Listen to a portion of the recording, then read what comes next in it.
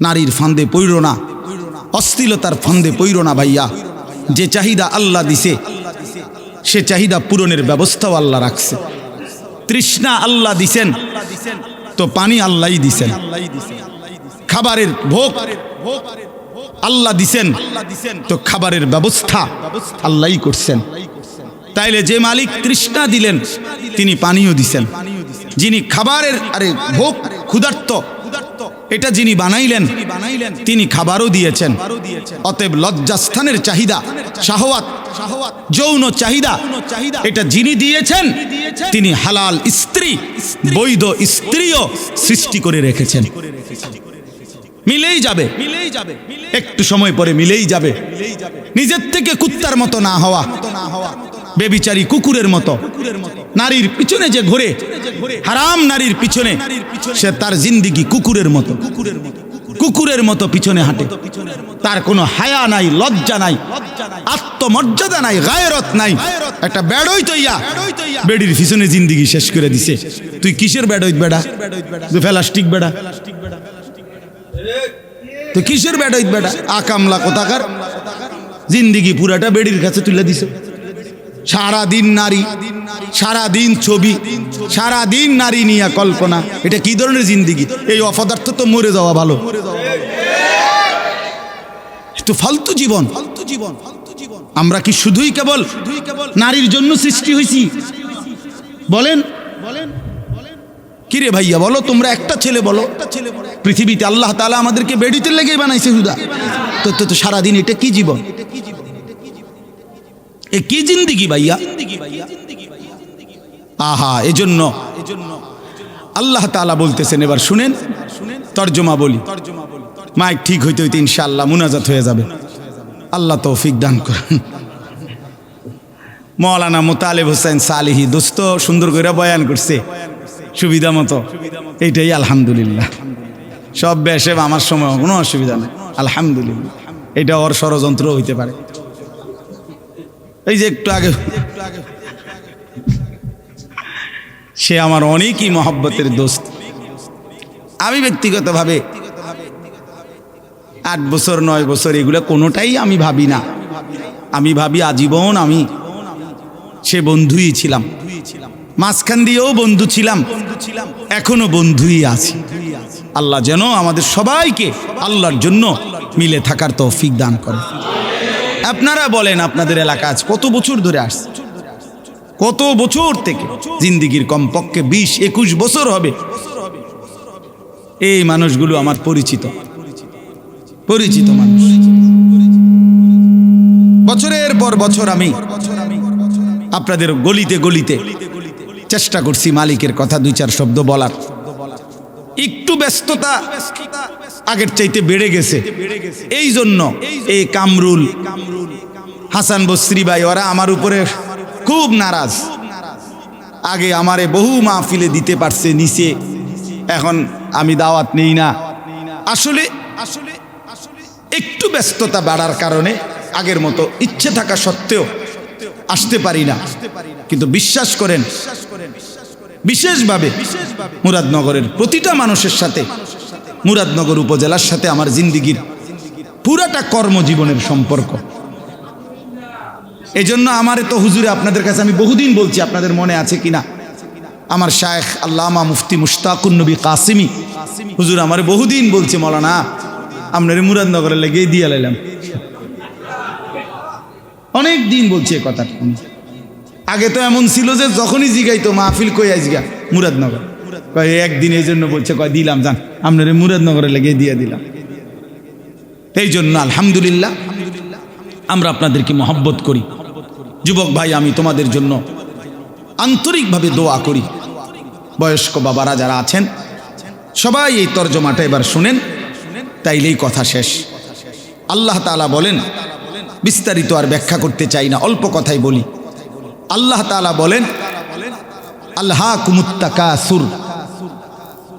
আল্লাহ তাআলা বলেন, দুনিয়ার অর্থ সম্পদ, বংশধর, ক্ষমতা, প্রভাব, প্রতিপত্তি, এক কথায় দুনিয়া বাড়ানোর নেশা তোমাদেরকে ডুবাইয়া ফেললো, আখিরাত ভুলাইয়া ফেললো। আলহাকুম শব্দের দুই অর্থ, শাগালাকুম ফিদ দুনিয়া, আরেক অর্থ আনসাকুম আল আখিরা। দুনিয়া বাড়ানোর নেশা, আরো গাড়ি, আরো বাড়ি, আরো জায়গা, আরো জমি, আরো খাট, আরো পালং, আরো সোফা, আরো ফার্নিচার, আরো বাজার, আরো ব্যবসা, আরো দোকান, আরো কামাই, আরো চাই, আরো চাই, আরো চাই। এই বাড়ানোর প্রতিযোগিতা, এই বাড়ানোর নেশা, শাগালাকুম ফিদ দুনিয়া, তোমাদেরকে দুনিয়ার মধ্যে ডুবাইয়া ফেললো। ওয়া আনসাকুম আল আখিরা, হায় বান্দা আখিরাত ভুলাইয়া দিল, আখিরাত ভুলাইয়া দিল। 60 বছর আজও আখিরাতের সময় নাই, 70 বছর 50 বছর ব্যস্ত ব্যস্ত ব্যস্ত ব্যস্ত, দুপুরেও ব্যস্ত, রাতেও ব্যস্ত। সামান্য চা বিক্রি করে, নামাজের টাইম নাই। একটা অটো চালায়, নামাজের সময় নাই। সিএনজি চালায়, নামাজের সময় নাই। 8-10 হাজার 20 হাজার টাকার চাকরি করে।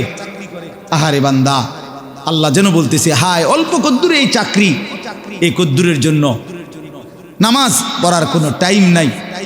তাহলে আল্লাহ তাআলা বলেন এই দুনিয়া তোমাদেরকে ডুবাইয়া ফেললো, আখিরাত ভুলাইয়া দিল, আখিরাত ভুলাইয়া দিল দুনিয়া বাড়ানোর নেশায়। হাত্তা জুরতুমুল মাকাবির, শোনো এরই মধ্যে একদিন তুমি পৌঁছে গেলা কবরস্থানে। একদিন দেখবা পৃথিবীর সবই আছে, শুধু তুমি নাই, তুমি কবরস্থানে। ছেলেরা আমার, বন্ধুরা আমার, বাবারা আমার, ভেবে দেখেন, একটা সেকেন্ড ভাবেন। এই দেখতে দেখতে আমি যেদিন মরে যাব সেদিনও পৃথিবীতে সূর্য উঠবে, চাঁদ উঠবে, সূর্য ডুববে, চাঁদ ডুববে, পৃথিবীর দোকানপাটগুলো খুলবে, মানুষের ব্যস্ততম জিন্দিগি সবই হবে, শুধু আনিসুর রহমান স্তব্ধ পড়ে থাকবে। শুধু আনিসুর রহমানেরই হাত নড়বে না, পাও নড়বে না, চোখ নড়বে না, শুধু আমারই কোনো স্পন্দন থাকবে না। আর বাকি পৃথিবী ঠিকই চলমান। স্বার্থপর এই দুনিয়া আমার জন্য 1 ঘন্টাও থামবে না। পাষাণ এই দুনিয়া বন্ধু আমার 1 সেকেন্ডও থামবে না। সামনের সিএনজি অ্যাক্সিডেন্ট করে 3টা যাত্রী হয়তো মরে গেছে, লাশ রাস্তায় পড়ে আছে, রাস্তায় জ্যাম বাইজা গেছে, পিছনের একটা গাড়িও থামতে রাজি না, সাইড করে দাও চলে যাই, আমাদের হাতে সময় নেই। ওরে ভাই মরে গেছে তো, আরে মরে যাক বেটা, পুলিশ কই বেটা, রাস্তা ক্লিয়ার করতে কবে বেটা। এরই নাম দুনিয়া, ঠিক না? এরই নাম দুনিয়া ভাইয়া। স্বার্থপর স্বার্থপর স্বার্থপর স্বার্থপর। আপনারে যেদিন দুপুরবেলা আসরের নামাজের পরে আপনার ছেলে মেয়ে বউ বাচ্চা সারাদিন কানছে, ওরা আসরের পরে আপনার জানাজা পড়ছে, দাফন করছে, এই মানুষগুলো যেগুলো কানছে, এই দেখবেন রাত 9টা বাজে, ওই দিন ওরাও ভাত খাইতে আসে। কি পাশের ঘর থেকে ভাত আইনা দিছে, ফার্মের মুরগা, তেলাপিয়া মাছ, মসুরির ডাল, সাদা ভাত, সবাই বসাইয়া খাওয়াইতেছে। সবাই আরো যাইতে কইতেছে আরো 2 গা ভাত লও, আরো 2 টুকরা গোস্ত লও, যেই কান্দাটা কানছো তুমি, এত কান্দে তো শরীর দুর্বল হয়ে যাবো, এবারটা মরছে মরিয়া গেছে। এর নাম দুনিয়া। আমি তো কত সময় বলছি, কোন ব্যক্তি, যে ব্যক্তি ঘর সাজাইছে, ফার্নিচার সাজাইছে, পুরা ঘরে আসবাবপত্র দিয়া সাজাইয়া গেছে, খাট, পালং, সোফা, ফার্নিচার, ফ্রিজ, এসি, আলমারি, চায়ের কাপ, লবণের বাটি, কাচের প্লেট, আল্লাহর কসম ভাই 20 বছর পরে যদি কবর থেকে উঠা আইসা এই লোকটা নিজের ঘরে আইসা দেখবে তার সাজানো ফার্নিচার কিচ্ছু নাই, কিচ্ছু নাই। যদি জিজ্ঞেস করে ছেলে নাতিকে, এই বাপ আমার বানানো সেই মালগুলো, সামানাগুলো, ফার্নিচারগুলো কই, ছেলে বা নাতি বলবে দাদা অথবা বাবা এগুলো পুরান হয়ে গেছে, এই মডেল আর এখন চলে না, এই জন্য এগুলো ফেলে দিছি 5-7 বছর আগে, আমনে আইবেন জানলে তো রাখিয়ে দিলাম। কি মিথ্যা বললাম? এর নাম দুনিয়া। আল্লাহ তাআলা বলছে। এজন্য বিশেষ করে নওজোয়ান ছেলেরা, প্রিয় ভাই, নিজের প্রতি যত্নবান হওয়া চাই। নিজের ভালো নিজের কল্যাণ দেখা যায়, এটা জরুরি, এটা উচিত। হাদিসের মধ্যে আছে হযরত হুযায়ফা রাদিয়াল্লাহু তাআলা আনহু, তিনি একদিন নবীজি সাল্লাল্লাহু আলাইহি সাল্লামকে জিজ্ঞেস করছে যে ইয়া রাসূলুল্লাহ সাল্লাল্লাহু আলাইহি ওয়াসাল্লাম, দ্বীনের উপরে চলতে গিয়ে যদি কখনো এমন হয় যে আমার সাথে আর কেউ নাই, আর কাউরে পাইলাম না, একদমই একা হয়ে গেলাম, তখন আমি কি করব? আমি কি সমাজের সবার সাথে ভাইসা যাব, নাকি নিজে একা থাকব? আল্লাহর নবী সাল্লাল্লাহু আলাইহি সাল্লাম বললেন, ওয়ালাউ আন তাআদ্দা বিআসলি শাজারাতিন, প্রয়োজনে গাছের গোড়ালি শিকড় কামড়াইয়া ধরে রাখবা, তারপরেও নিজেকে একা হলেও দিন থেকে বিচ্যুত করবা। কেউ না থাকুক, কেউ না থাকুক, এটা খেয়াল করা, একা হলেও টিকে থাকে। নবী সাল্লাল্লাহু আলাইহি ওয়াসাল্লামকে আল্লাহ তাআলা বলছেন, ফাকাতিল ফি নাফসিক, আপনি একা হলেও আল্লাহর রাস্তায় যুদ্ধ করেন। এই জন্য নবী সাল্লাল্লাহু আলাইহি সাল্লামের জীবনের একটা যুদ্ধ ছিল, হুনাইনের যুদ্ধ। মক্কা বিজয়ের পরে নবীজি সাল্লাল্লাহু আলাইহি ওয়াসাল্লাম, বা ওই যে ভাই এমনি আওয়াজ করে কাঁদবেন না, নিজেকে নিয়ন্ত্রণ করতে না পারলে যেভাবে পারেন এভাবে হজম করেন।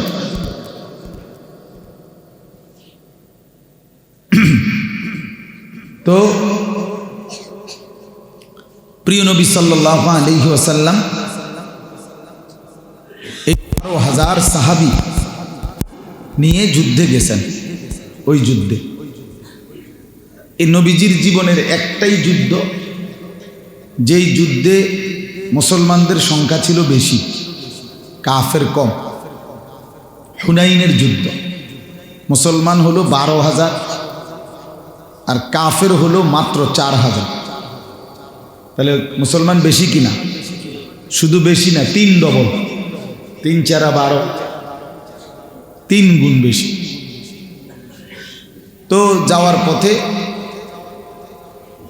নতুন মুসলমান এরকম 2-1 সাহাবী কারো কারো হয়তো মনের আবেগে বলেই ফেলছে যে আজকে আর যুদ্ধ কি করুন, আমরা তো এমনিই 12,000, ওরা নাকি 4,000, এগুলো তো এমনি উড়ে যাবে। আল্লাহ তাআলা এই সামান্য কথাটাও পছন্দ করেন যে না, আল্লাহর উপরে ভরসা ছাইরা তো তোমরা নিজেদের সংখ্যার উপরে ভরসা করবে। তখন যুদ্ধের ময়দানে ঢুকছে, আরে প্রথমে 4,000 কাফেরদের এমন তীব্র আক্রমণ করছে মুসলমানদের উপরে, একেবারে 12,000 সাহাবী অল্প সময়ের মধ্যেই যুদ্ধের ময়দান ছেড়ে দিছে। সবাই যার যার মতো ছত্রভঙ্গ হয়ে গেছে, অর্থাৎ দাঁড়াইতেই পারে না, দাঁড়াইতেই পারে না প্রথম আক্রমণ। তো তখন আল্লাহ নবী সাল্লাল্লাহু আলাইহি সাল্লাম একা যুদ্ধের ময়দানে নিজ জায়গায় দাঁড়িয়েছিলেন। এক সুতা, এক কদম নবী সাল্লাল্লাহু আলাইহি সাল্লাম পিছান নাই, এবং সাহাবীদের এবং কাফেরদেরকে লক্ষ্য করে দোনো পক্ষকেই 2টা কথা নবী বলছেন। সাহাবীদের দিকে তাকাইয়া বলছেন, আনান নাবিয়্যুল লা কাযিব, আমি নবী আল্লাহর, আমি মিথ্যাবাদী না, আমার উপরে আল্লাহর সাহায্য আসবেই, তোমরা ফিরে আস। আর কাফেরদের দিকে তাকাইয়া বলছে, আনা ইবনু আব্দুল মুত্তালিব, আমি আব্দুল মুত্তালিবের বংশের ছেলে, আমি কাপুরুষ না, আমার সাথী কেউ যদি না থাকে আমি একা হলেও যুদ্ধ করে যাব, আমি বুকেই দেব, পিঠ দেখাবো না। এই একা হলেও যুদ্ধ করে নবী সাল্লাল্লাহু আলাইহি সাল্লাম একাই টিকেছিলেন। এজন্য বাপ, এটা জরুরি বিষয়। দিন যত যাচ্ছে, সময় যত আগে বাড়তেছে, এদিক দিয়ে দিন কমে, ওদিক দিয়ে কিয়ামত আগায়, এটাই স্বাভাবিক। আর কিয়ামত যত আগাচ্ছে এগিয়ে আসতেছে ফিতনা ফাসাদ, ইমানের পরীক্ষা, আখিরাতের পরীক্ষাও বাড়তেছে। রাসূলুল্লাহ সাল্লাল্লাহু আলাইহি ওয়াসাল্লাম বলছেন, উম্মত, একটা সময় তোমাদের উপরে এই পরিমাণ ফিতনা আসবে, ও আয়াতিন তাতাবাউ কানিজামিন কুতিআ সিলকুহু, অবস্থা এমন হবে যে একটার পর একটা এত দ্রুত ফিতনা আসবে, মুসিবত আসবে, পেরেশানি, নিজের ঈমান আমল টিকিয়ে রাখা এতটা কঠিন হবে, ফিতনা এত ধারাবাহিক আসবে যে নবীজি সাল্লাল্লাহু আলাইহি সাল্লাম বুঝাইছেন, মনে করেন এই যে তসবির দানা, 100টা দানা এইখানে যদি ছুরি দিয়ে এখন কাইটা দেয়, 100 দানা মাটিতে পড়তে কতক্ষণ লাগবে? সামান্য 1 মিনিটও লাগবে না। অনবরত একটার উপর একটা দানাগুলো পড়বে কিনা, এইটা নবীজি বুঝাইছেন। কার নিজামিন কুতিআ সিলকুহু, যেমন মালা, মনে করেন তসবির ছড়া, তার রশি যেমন কেটে দিলে সবগুলো দানা একসাথে পড়ে, একটার উপরে একটা, তোমাদের উপরে মুসিবত ফিতনা এভাবে একটার পর একটা পড়ে। কোনটা সামাল দিবা? কোনটা সামাল দিবা? এরকমটা হবে। হাদিসের মধ্যে আছে রাসূলুল্লাহ সাল্লাল্লাহু আলাইহি সাল্লাম একদিন মদিনার একটু উঁচু জায়গায় উঠে, এটা টিলার মতো একটু উঁচু জায়গায় উঠে মদিনার সব ঘরবাড়ির দিকে তাকাইছেন। তাকাইয়া নবীজি সাহাবীদেরকে বলতেছেন, সাথে যারা আছে, ইন্নী লা আরাল ফিতানা কামাওয়াকিল কাতরি খিলালা বুয়ুতিকুম, আমি দেখতেছি তোমাদের প্রতিটা ঘরগুলোতে বৃষ্টির ফোঁটার মতো ফিতনা পড়তেছে, বৃষ্টির ফোঁটার মতো। প্রিয় ভাই, ভেবে দেখেন বৃষ্টির ফোঁটা কেমন, এক ফোঁটা পড়ার 1 মিনিট পরে আরেক ফোঁটা পড়ে, ঠিক না? বুঝেননি বৃষ্টির ফোঁটা কেমনে পড়ে? অনবরত কিনা? অনবরত, ধারাবাহিক, অনবরত। এইভাবে নবীজি বলছেন ফিতনা অনবরত আসবে বৃষ্টির ফোঁটার মতো। রাসূলুল্লাহ সাল্লাল্লাহু আলাইহি সাল্লাম হাদিসে স্পষ্ট, আমি নিজে পড়ছি, নবী সাল্লাল্লাহু আলাইহি সাল্লাম বলছেন, দাজ্জাল যখন বের হবে তো বিভিন্নখানে মানুষের মধ্যে ব্যাপক কানাঘুষা চলবে, তো কিছু কিছু ভুয়া খবর আসবে যে অমুকখানে দাজ্জালকে দেখা গেছে, অমুকখানে। রাসূলুল্লাহ সাল্লাল্লাহু আলাইহি সাল্লাম বলছে, উম্মত, সাবধান করলাম, এমন কোনো সংবাদ শুই না দাজ্জালকে একটু দেখার জন্য বলে আমি দেখতে আইলাম। রাসূলুল্লাহ সাল্লাল্লাহু আলাইহি সাল্লাম বলছে, সাবধান, দেখবার জন্য উকি দিয়া, এক নজর দেখার জন্য তুমি যাইও না, গেলে তুমিও ফিতনায় আক্রান্ত হয়ে ঈমান হারায় ফেলবে, ঈমান হারায় ফেলবে। আমরা অনেক সময় আওয়াজ উঠলে দৌড় মারি, কি হইছে, এমন না যাও, দাজ্জাল আসছে, দাজ্জাল আসছে, এ কথা শুনে দৌড় দিও না, এতটা। রাসূলুল্লাহ সাল্লাল্লাহু আলাইহি ওয়াসাল্লাম বলছেন। এই জন্য বাপ, শুরুর কথা হলো এটাই, দিন যত বাড়তেছে, জিন্দিগি যত সামনে যাচ্ছে, তো মুসিবত, পেরেশানি, অস্থিরতা বাড়তেছে।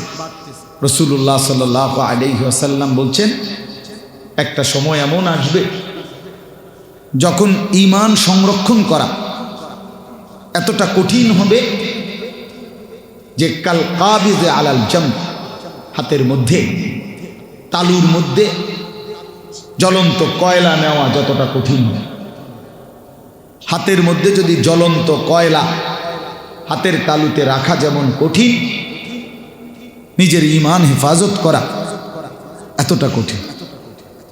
এরকম সময় হবে।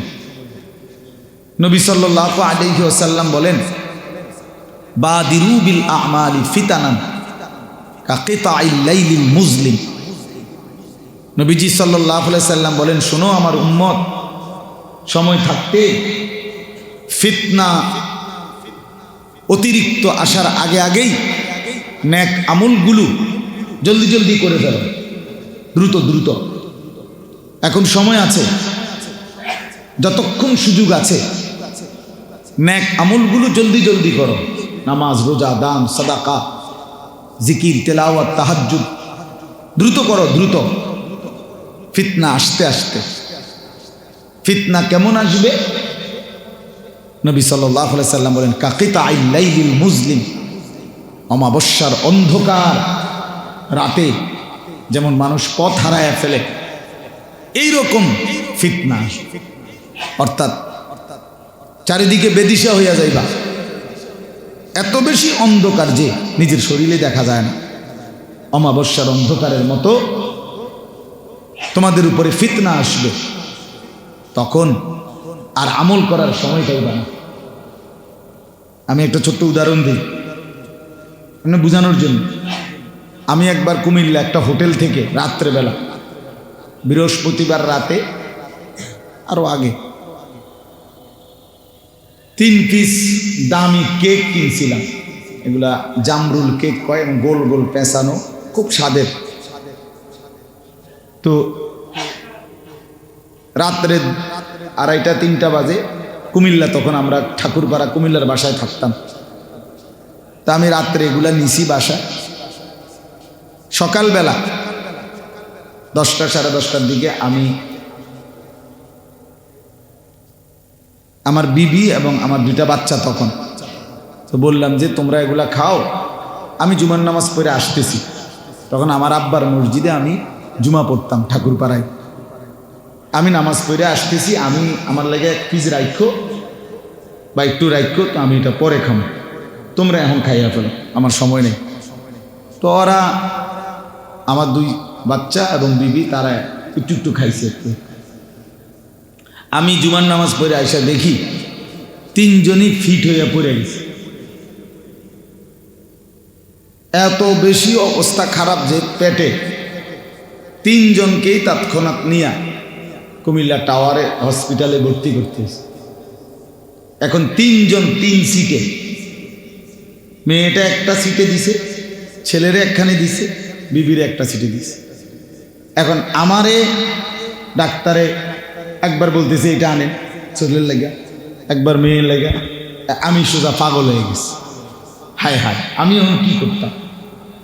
কি ওর কাছে যাইতাম না হের কাছে যাইতাম না এর কাছে যাইতাম, একই টাইম। যা আমার বোঝানোর উদ্দেশ্য হলো যে মুসিবতটা যখন একসাথে হয়ে যায় অনেকগুলো, মানুষ তখন দিশেহারা হয়ে যায় যে আমি এখন কি করতে পারি। এই জন্য বাপ, একটা সময় এমন আসবে যে একটা ফ্যামিলির সকলেই এলোমেলো, বাবার তখন মাথা ঠিক থাকবে না। হায়, আমার ছেলেটাও এলোমেলো, মেয়েটাও এলোমেলো, ছেলের বউটাও এলোমেলো, মেয়ের জামাইটাও এলোমেলো, নাতি নাতনিগুলোও এলোমেলো, সবাই এক একজন এক এক মতো। আমার জিন্দিগির আর কি ঠিক করমু কাকে, বুঝামু কারে, মানা করমু কারে, ডাকমু কারে। এই জন্য আজকে কিন্তু আপনারা লক্ষ্য করে দেখেন, একজন মুসলমান তার ঘরের মানুষগুলোর প্রতি তার কোনো নিয়ন্ত্রণ নেই। খাট পালং সোফা ফার্নিচার এটি খুব সুন্দর, বার্নিশ চমৎকার, ইট বালু সিমেন্ট সব 1 নাম্বার, কাঠ 1 নাম্বার, সব খুব সুন্দর। আপন সন্তান, আপন পরিবারের মানুষগুলোর উপরে যে মানুষটা অভিভাবক, রোজগার করে, উপার্জন করে, এই বেচারার কোনো নিয়ন্ত্রণ নেই। চোখের সামনে ছেলেটা, আমি বাপ, অথচ এটা আমার সন্তান। সন্তান এই ছেলেটার বাপ দাদার কারোর সাথে তার চুল, চেহারা, চলা ফেরার কোনো মিল নেই। মেয়েটা মেয়েটার মতো, বউ বউর মতো, যার মন চায় মোবাইল টিপে, যার মন চায় আড্ডা দেয়, যার মন চায় ছবি দেখে, যার মন চায় টেলিভিশন দেখে, যার যেটা মন চায় সে ওইটা করতেছে। বউয়ে টেলিভিশন দেখতেছে, ছেলে মোবাইল টিপতেছে, মেয়ে অন্য ছেলের সাথে কথা বলতেছে, সবাই নাফরমানির মধ্যে ব্যস্ত। আর এই বেচারা মাথার ঘাম পায়ে ফেলে এদের জন্য টাকা পয়সা, বাজার সদাই, ঘর দুয়ার, ফার্নিচার এগুলো ব্যবস্থা করতে করতে তার জানটা শেষ হয়ে গেল। কিন্তু যাদের জন্য উপার্জন করতেছে তাদের কারো উপরে তার কোনো নিয়ন্ত্রণ নাই। এর চাইতে বড় দুর্ভাগ্য আর কি, এর চাইতে বড় বদনসিব আর কি বলে। আমার আজীবনের চিল্লানি এটা, সারাটা বছর আমি এই চিল্লাই এই কথার,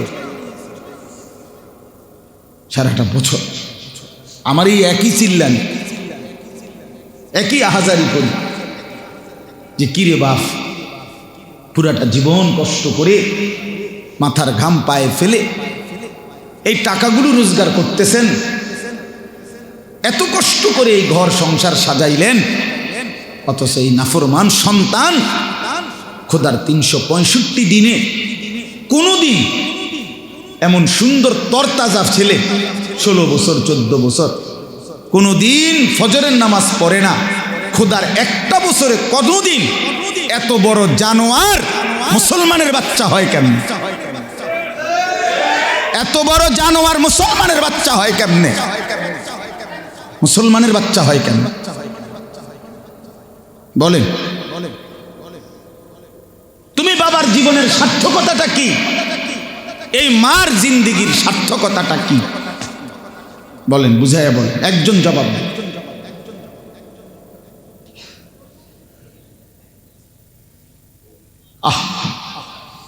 খাট বানাইলেন 40,000 টাকা দিয়া,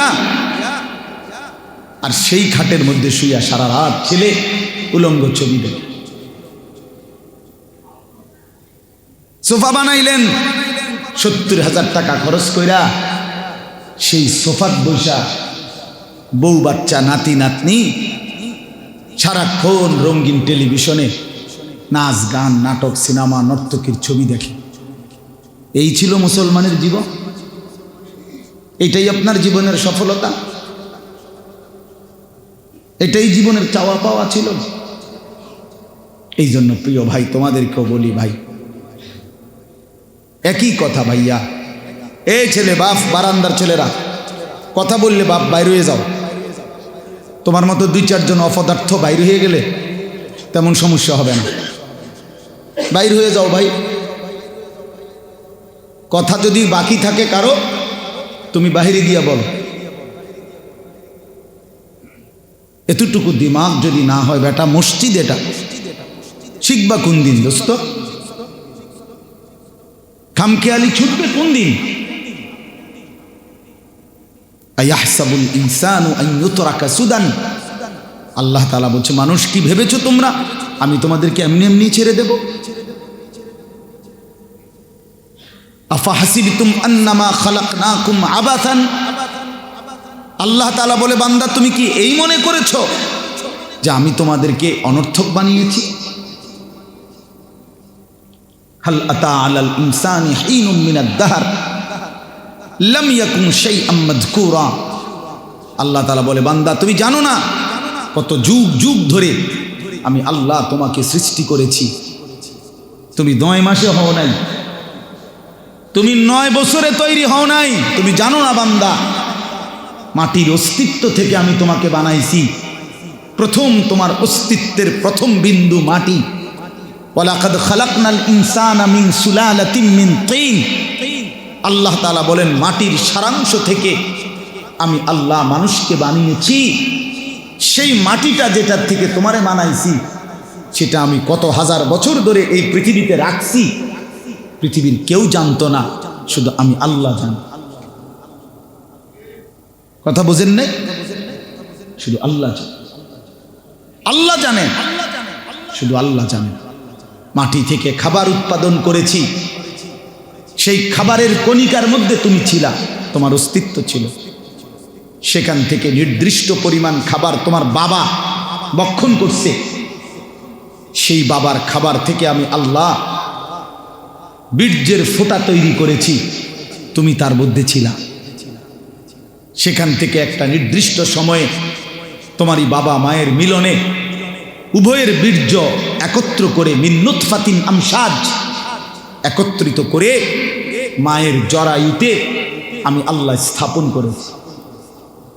সেখান থেকে আরো 9 মাস ধারাবাহিকভাবে মায়ের রেহেমে মায়ের জরায়ুতে আমি আল্লাহ তোমাকে তৈরি করেছি।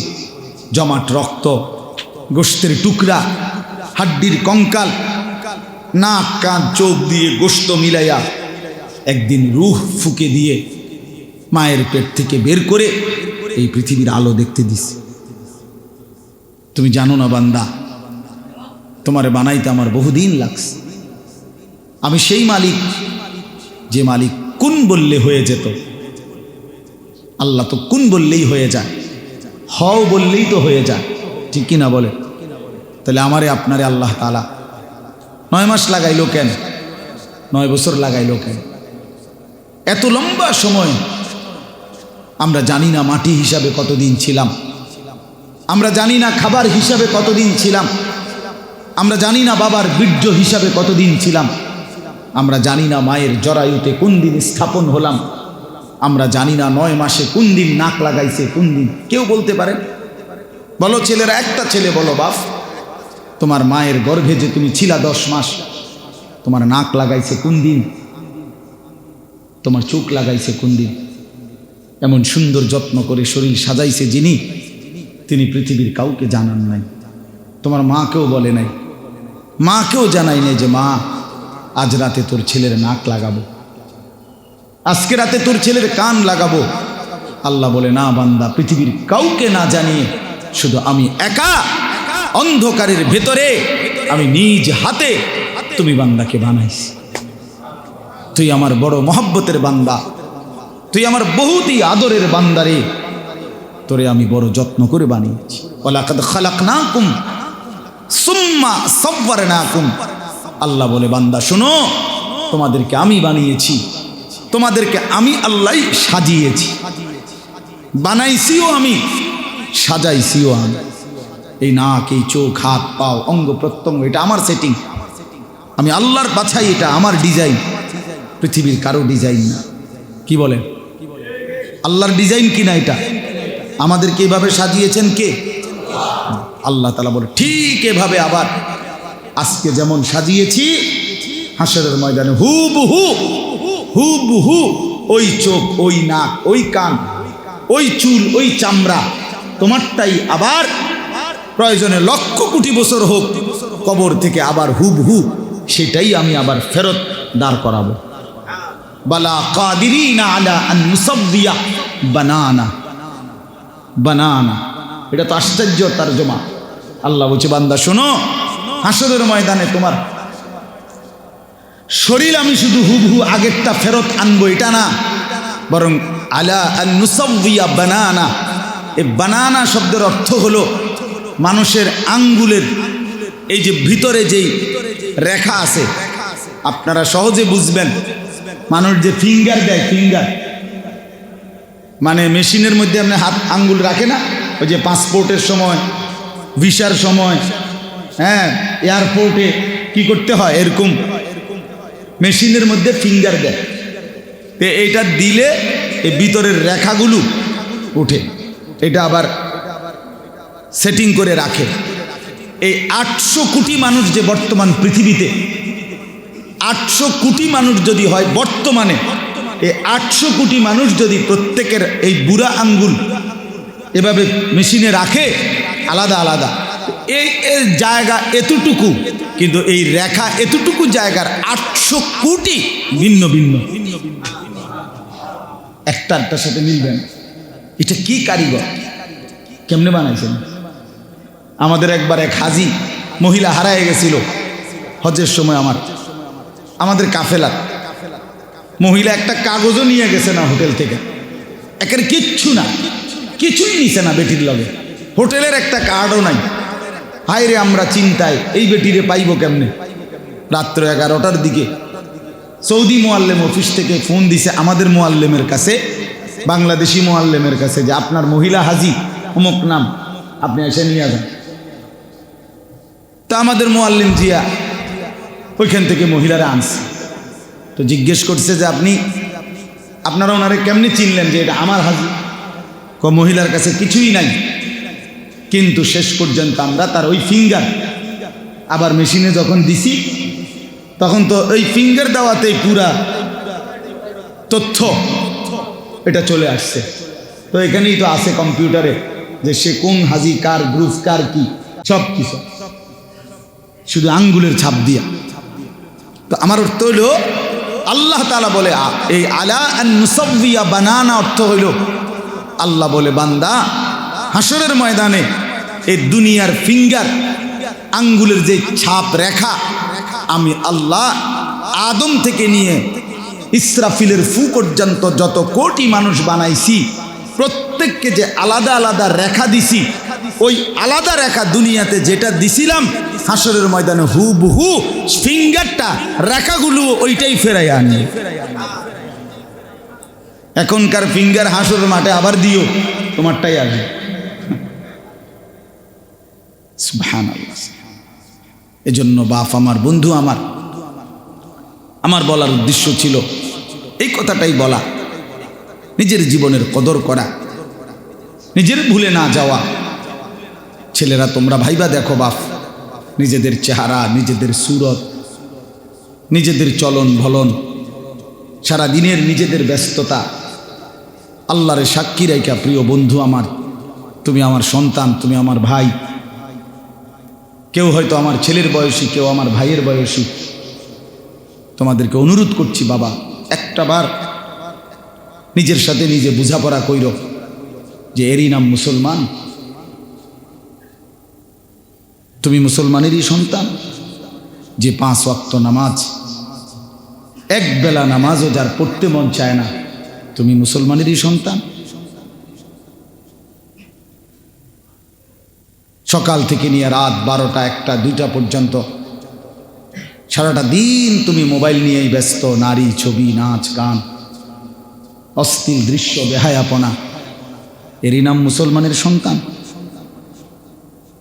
চেহারার মাথার চুল থেকে পায়ের নখ পর্যন্ত কোনো কিছুতেই ইসলামের কোনো চিহ্ন নাই, এরই নাম মুসলমানের সন্তান। মুসলমান এমনই হওয়ার কথা ছিল। রাসূলুল্লাহ সাল্লাল্লাহু আলাইহি ওয়াসাল্লামের 23 বছরের মেহনত এজন্যই ছিল। বলে কি হবে সেদিন? আমি বলি বাপ, প্রিয় নবী সাল্লাল্লাহু আলাইহি ওয়াসাল্লাম হাসরের ময়দানে প্রত্যেকের আমলনামা, এই উম্মতের সকলের আমলনামা নবীজি দেখবেন, নবীজি সাল্লাল্লাহু আলাইহি ওয়াসাল্লাম দেখবেন। আর আমলনামা হাতে নিয়ে যখন দেখবেন পৃষ্ঠার পর পৃষ্ঠা, পৃষ্ঠার পর পৃষ্ঠা, কোনো নেকি নাই, ফজরের নামাজ পড়ে না, 30 বছর 20 বছর, 30 বছর মিথ্যা বলে, 40 বছর যাবৎ সুদের ব্যবসা, কিস্তির টাকা, হারামের টাকা, ঘরের মধ্যে 30 বছর ধরে টেলিভিশন, কেউ ফজরের নামাজ পড়ে না। এইভাবে যখন আল্লাহ নবী সাল্লাল্লাহু আলাইহি ওয়াসাল্লাম আমল নামার মধ্যে উল্টাইয়া দেখবেন, আল্লাহর কসম বন্ধু, নবী সাল্লাল্লাহু আলাইহি ওয়াসাল্লাম চোখের পানি ফেলে ওই উম্মতকে ডাক দিয়ে বলবেন, উম্মত তুই আমার এত বড় বেইজ্জতি কেমনে করতে পারলি? কেমনে আমার এত বড় অপমান করলি? তুই জানো উম্মত, আমি 23টা বছর তোদের জন্য সারাটা রাত কেঁদেছি, এশার নামাজের পরে আমি দাঁড়াইছি, ফজরের আজান পর্যন্ত আমি এক দাঁড়ানোতে চোখের পানি ফেলে উম্মত তোদের জন্য কেঁদেছিলাম। আম্মা জান আয়েশা রাদিয়াল্লাহু তাআলা আনহা বলেন, এক দাঁড়ানোতে নবী সারা রাত উম্মতের জন্য কাঁদছে আর দোয়া করছে। এই পরিমাণ কাঁদছে, আল্লাহর কসম আম্মা জান আয়েশা বলে, হাত্তা তাওয়াররামাত কাদামাহু, 2টা পাও ফুলে ফুলে গেছে। নবী সাল্লাল্লাহু আলাইহি সাল্লাম বলবেন, উম্মত আমি 23 বছর এভাবে কাঁদছিলাম রে, তায়েফের পাথরের আঘাতে আমার পিঠটা চালনির মতো ছিদ্র ছিদ্র হয়ে গেছে, এই পরিমাণ রক্ত ঝরছে, আমার পায়ের জুতা থেকে পায়ের তালু রক্তে আটকায় গেছে।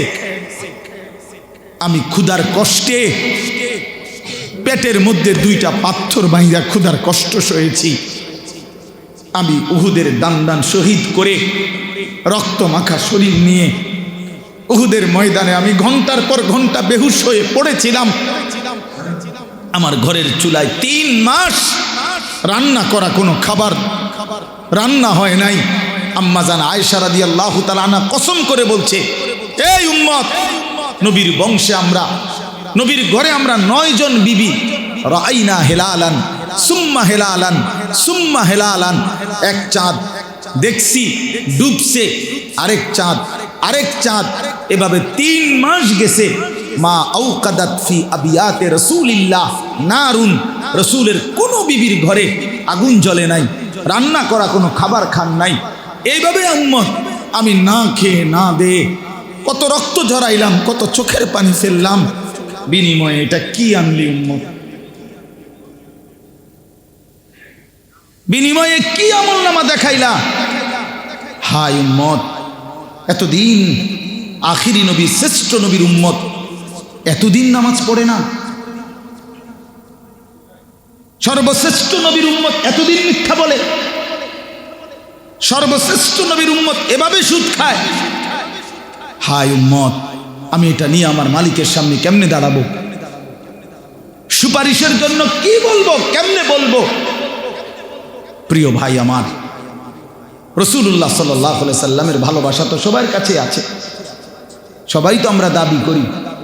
ভালোবাসা নিয়ে কত ধাক্কাধাক্কি, ভালোবাসা নিয়ে কত ফতুয়াবাজি, নবীর মোহাব্বত, নবীর ইশক, নবীর ভালোবাসা, এই নিয়ে কত ঠেলাঠেলি। তো প্রত্যেকের ভিতরেই তো ভালোবাসার দাবি আছে। ভালোবাসার সেই দাবিতে রাসূলুল্লাহ সাল্লাল্লাহু আলাইহি ওয়াসাল্লাম তিনি যদি লজ্জা পান হাসরের ময়দানে, তো কি হবে আমাদের পরিণতি?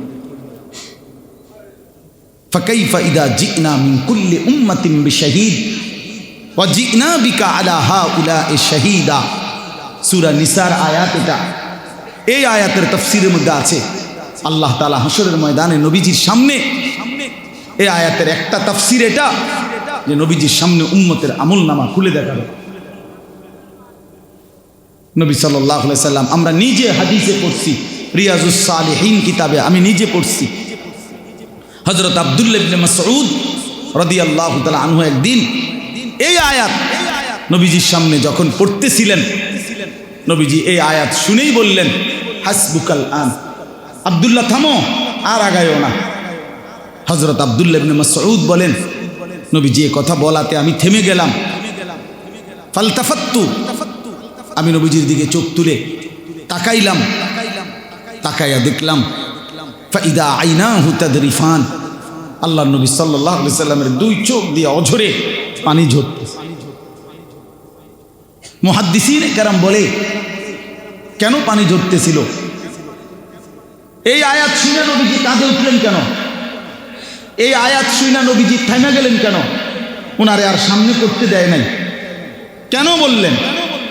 মুহাদ্দিসিনে কেরাম, উলামায়ে কেরাম ব্যাখ্যার মধ্যে লিখছেন, ওই যে কথাইটা নবীজিকে যে আল্লাহ বলছে, বন্ধু আপনার উম্মতের আমলনামা আমি দেখাবো, আপনার সামনে খুলবো। নবীজি তৎক্ষণাৎ ভাবতেছিলেন, হায় আমার উম্মতের যদি আমলনামা গুনায় ভরা থাকে, আমি তখন কেমনে মুখ দেখাবো, আমি তখন কেমনে সুপারিশ করব? এই কথা ভাবতে গিয়ে নবীজি তৎক্ষণাৎ অঝরে কাঁদা উঠছে। আমাদের জন্য তিনি এই পরিমাণ কাঁদলেন, আমাদের জন্য তিনি এই পরিমাণ কাঁদলেন। প্রিয় ভাই আমার, বন্ধু আমার, ঠেলাঠেলি করে কি হবে বাপ? কি হবে? কি হবে? কোনো কিচ্ছু আসবে না। এই দেখতে দেখতে আমিও চলে যাব, আপনারাও চলে যাবেন, আমরা সবাই চলে যাব, আমরা সবাই চলে যাব। এই জন্য আমরা প্রত্যেকে ইনশাআল্লাহ, যে কয়জন মানুষ বসছেন, আমি অনুরোধ করি সকলের কাছে, বিশেষ করে আমাদের নওজোয়ান ছেলে তোমাদের কাছে, ভাইয়া নিজের জীবনের কদর করো ভাই। এটা জীবন না দোস্ত, যে জীবন সেজদা দেয় না সে মানুষ না, যে কপালে সেজদা নাই সে মানুষের বাচ্চা না, যে কপালে সেজদা নাই। ওই হাইওয়ান, ওই জন্তু জানোয়ার, যে সেজদা দেয় না সে শয়তান। আল্লাহ তাআলা কোরআনুল কারীমে ইবলিসকে বলছে, আজকের থেকে সেজদা দিলি না, এই নাফরমান, আজকের থেকে তুই শয়তান। বলো মাওলানা, তুমি বলো, কথা কি এটা না? ইবলিস কি এর আগে শয়তান বলতে পারে? ইবলিসের আগের তো ছিল, নাম ছিল মুআল্লিমুল মালাইকা। ইবলিস তো ফেরেশতাদের শিক্ষক ছিল। যেদিন সেজদা দেয় না, একটা সেজদা, আল্লাহ বলেন বেঈমান, সেজদা দিলি না, আজকের থেকে তুই শয়তান। শুধু শয়তান, আল্লাহ বলেন সেজদা দিলি না, ফাখরুজ ফাইন্নাকা রাজিম, বের হ বেঈমান, আজকের থেকে তুই অভিশপ্ত। বেনামাজি ছেলেরা মনে রাখো, তুমি অভিশপ্ত, অভিশপ্ত, রাজিম, তুমি শয়তান। আল্লাহ কোরআনে বলছে, ওয়া ইন্না আলাইকাল লানাতা ইলা ইয়াউমিদ্দিন।